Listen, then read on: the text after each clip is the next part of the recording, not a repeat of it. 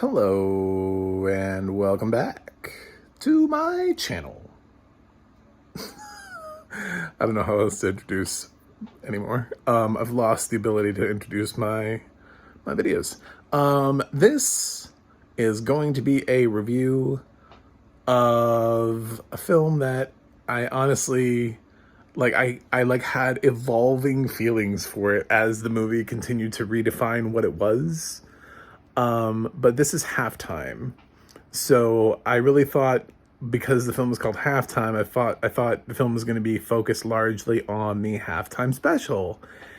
You know, that I knew it was like Jennifer Lopez was involved, so I was like, okay, so this is just going to be sort of showing us like the ins and outs of Jennifer Lopez's halftime special that she did with Shakira back a couple of years ago. And that's not really what it is. That's what it thinks it is, or wants to tell us it is, for a while, and then it kind of veers into other territories, and it kind of becomes more interesting for a while, and then it kind of veers back, and then it becomes this other movie. It's kind of like a couple different documentaries into one. It is whatever you want it to be, and then it is not the other things, and then it comes back around, and then it just says fuck it, and then just tries to close it in at the end. And I don't know what was happening to this documentary. This is what happens when somebody goes, I want to make a J-Lo documentary, and they're like, but about what?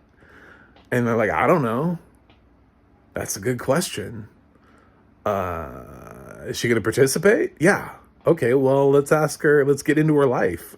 She doesn't want to talk about everything about her life. She doesn't want to talk about, boyfriends and love lives and trials and tribulations, and the dark times.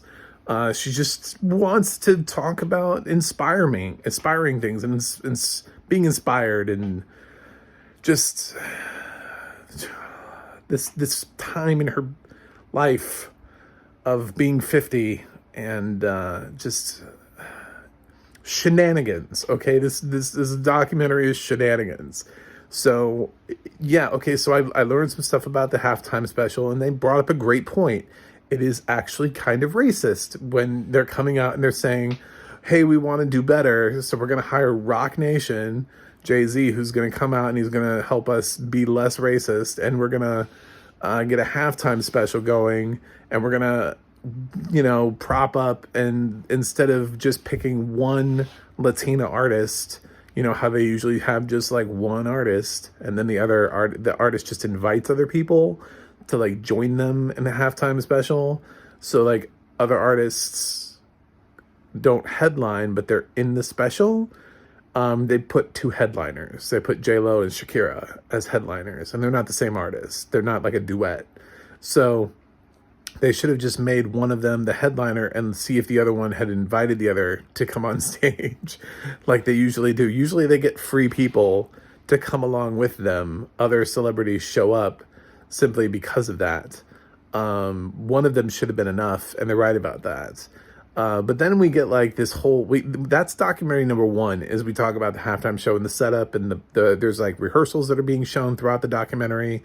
And so that's like the thing. And you get shown footage at the end of the actual halftime show that J-Lo did.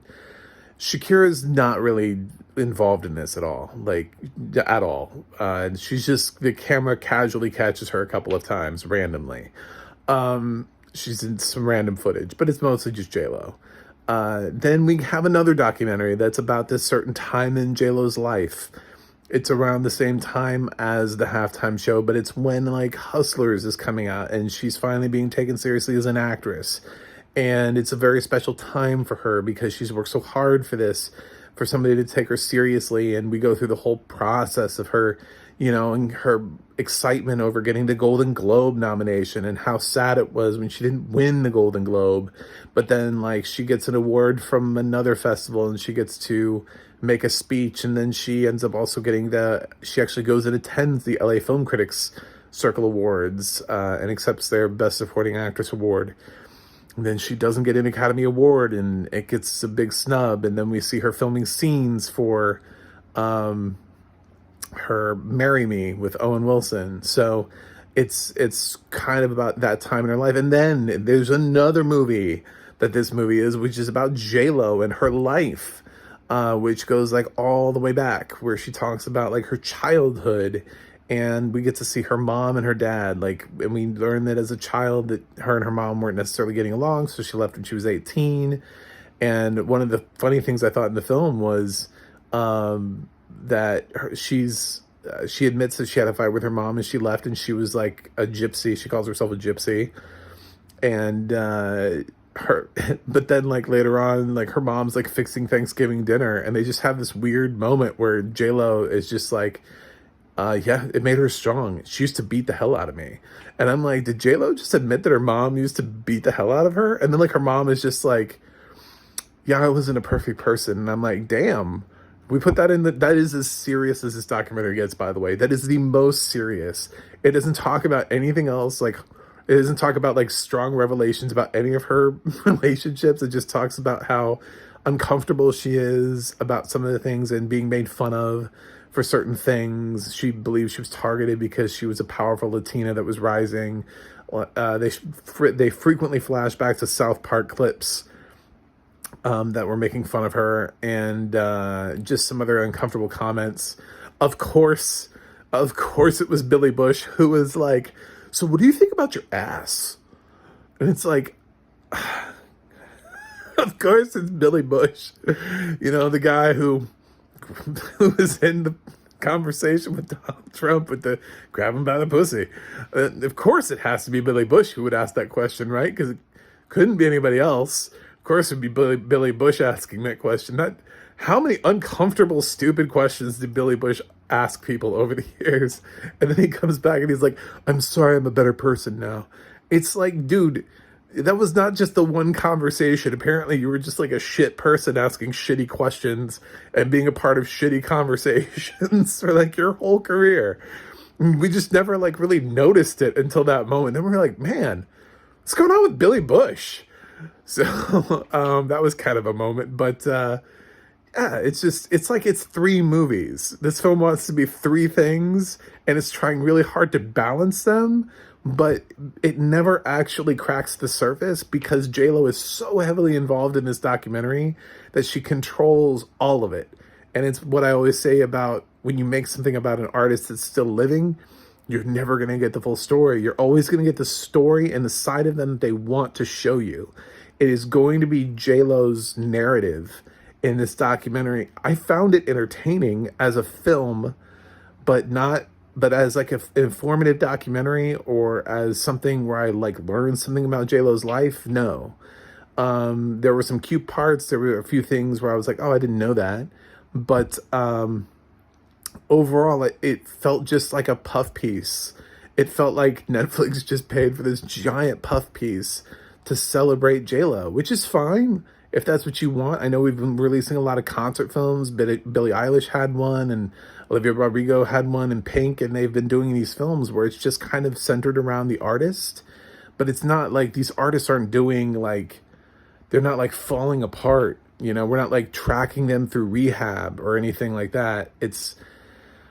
I'm not saying any of those artists would need to go to rehab, but if they did have something that they didn't want us to know about, they're not going to put it in those films. They have full control over these films. J-Lo wasn't going to show you anything she didn't want you to know. So Halftime is about as surface as it could possibly get. It is just a surface film. And if you like fluffy things, then you'll like Halftime. I thought it was okay. I liked it enough.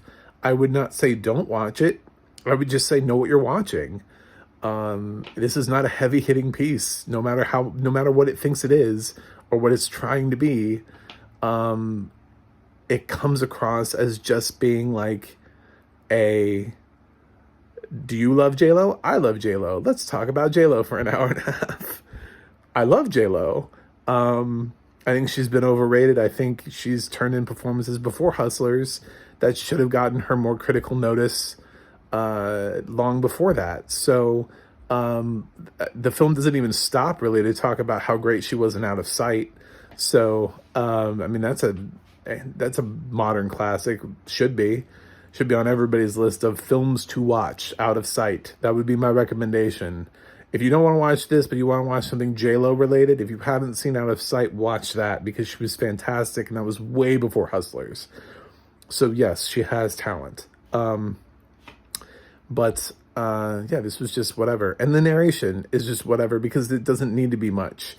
The most it ever needs to be is when it describes dancers, like doing moves. There was like a cool move where J-Lo was like flipped upside down, and her dancer didn't quite have her, and she kind of slipped a little bit. And we got that in the audio description. And it was like during rehearsal for the halftime show, and they like did the move again to try to get it right. So stuff like that is stuff that we would miss out on as blind people without the audio description. But the description of the dresses is another thing. She wore some really iconic dresses. I do remember the green dress. Everybody remembers the green dress. Anybody who could see back in the day remembers that green dress. That green dress was legit. That green dress should be in a museum somewhere. That Academy Museum, that green dress needs to be in that Academy Museum. That it's iconic. It's probably more remembered than anything else J-Lo's ever worn. Is the dress that they talk about in this thing. So I love that it had its own little moment in the documentary.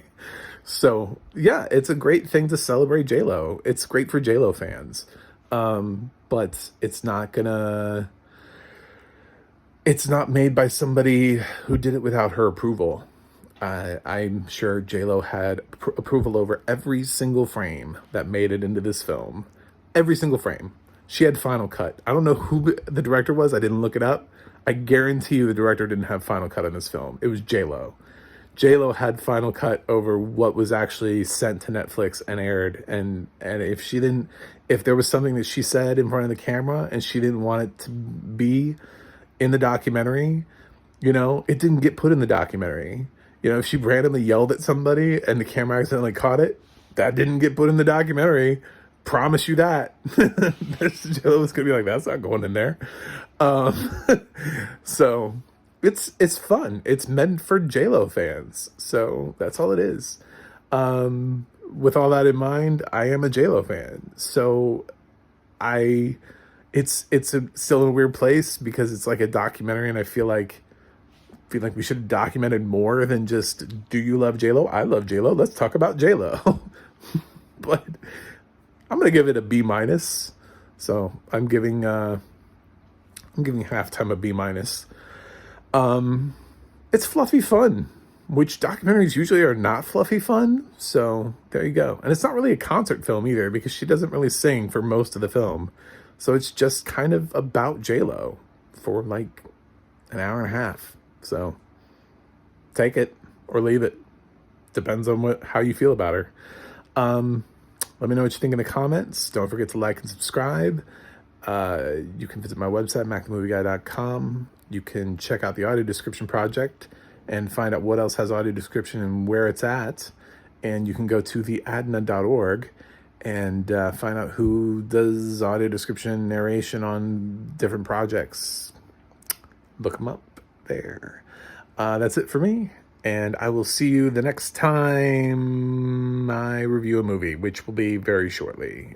I can feel it.